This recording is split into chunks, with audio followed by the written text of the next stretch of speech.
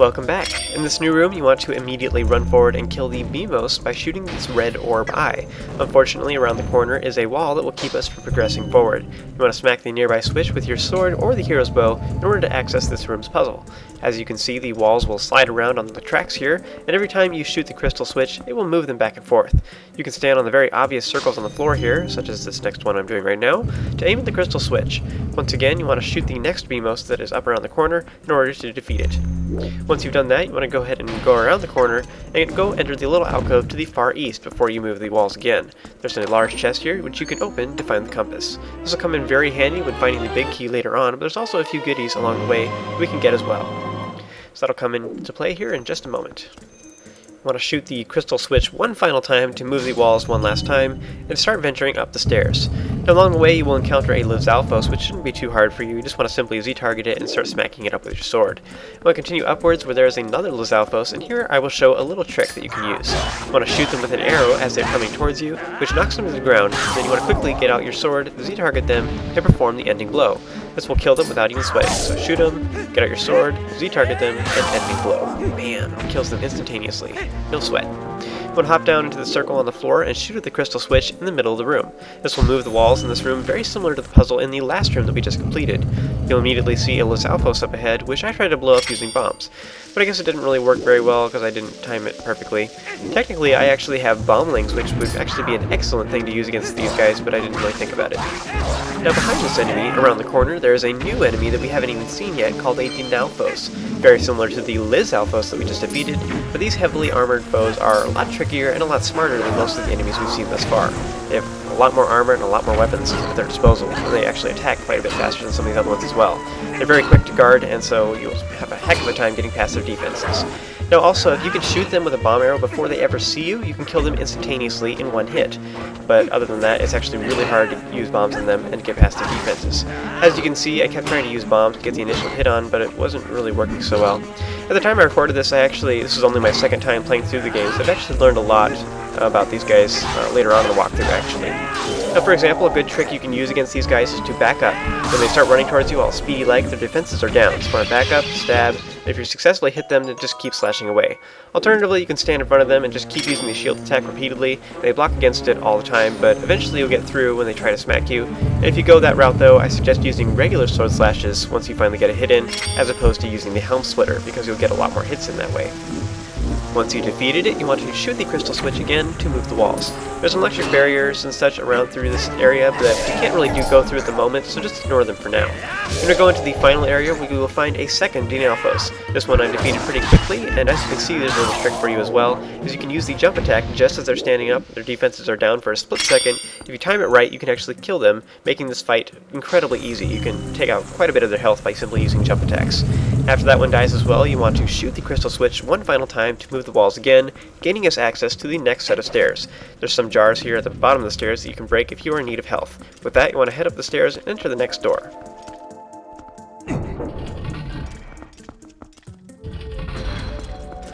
The next room is just filled with tons of enemies, and there's three of these Gohmas that we've seen before, which I recommend you kill them first by using the claw shot. You can bring them over to you and then smack them. Now there's also a new enemy in this room that we saw briefly before known as Gohma Larva. Now these things have a very different appearance than they did in Ocarina of Time, and they're a little more annoying this time around too.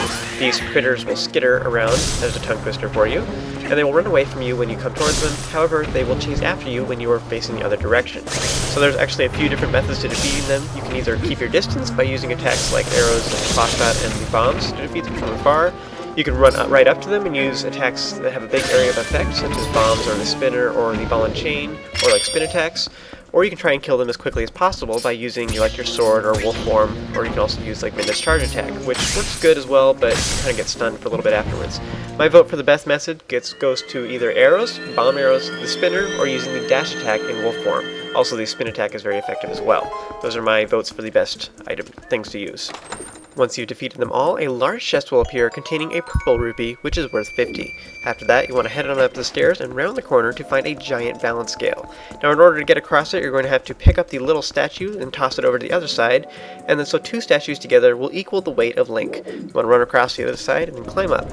Now I just want to point out real quick that there is a ledge that is to the west in my case, because I'm playing the Wii version, and up on top there is a post soul. We will actually be able to access that area here soon. Right now we can't really do much with it, but just pointing it out so that if you see that there, don't freak out. We will be returning here to get that once we have the dungeon item. So yeah, we'll be returning to that. Don't forget about that platform. In this next room, you want to kill the Beamos in the center of this area before you ever officially enter it. And then you want to run along with the blade traps so that you don't get smacked. If you're a ninja like I am, then you won't get hurt at all. Like this. Now once you've done that, you want to run on up the stairs and kill the Dynalfos along the way. Apparently the spinner doesn't work so well on the stairs. At the top I actually use a bomb to kill one of the Dynalfos, which is, it's kind of hard to throw at them because then they kind of chase after you. However, unlike the Dynalfos aren't that bright, and you can lure them to standing right on top of them as they explode. So you lay a bomb on the ground on purpose, and then you just Z-target them and back up. This is a really great method to defeating Dynalfos as well as Stalfos, the skeletal enemies that were in the Arbiter's grounds, and they're in various caves throughout Hyrule. It's a great method to defeat them as well as several of them at once, so keep that in mind for the Cave of Ordeals. This room is like a gauntlet. Seriously, the people who built this place were like intending nothing other than death. You want to run past the spiky rolling thing of doom and get past the giant swinging axe-bladed pendulum. Open the large chest to get a small key. Okay, ninja skills, here they come. That's right.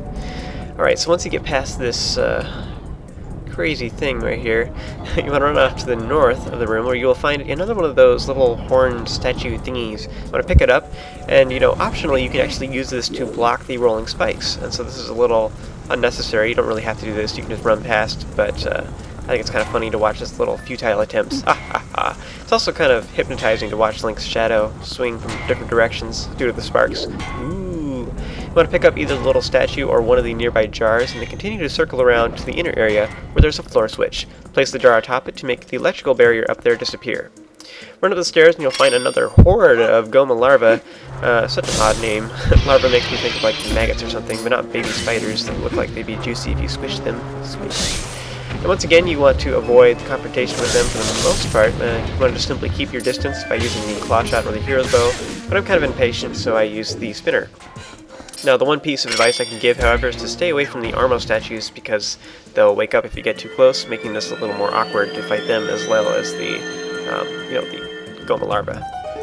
Once you have defeated all of the spider babies, a large chest will then appear on the nearby platform to the north, but it is guarded by two Armos statues, so in order to get to it, we'll obviously have to kill them. Now, a fun way to do so is to throw bombs at them, and hopefully it'll explode hitting the crystal behind them. That first one, for example, I was not standing close enough, so it hit the side, waking it up. The second one I threw, I timed a little bit better, so it hit the crystal as it was walking forward. The next one, I'll show how to defeat it using the sword. Even though there are some better options out there, I just assume that some of you guys might be, have them both wake up and have to deal with both of them at once, so it's a little more awkward.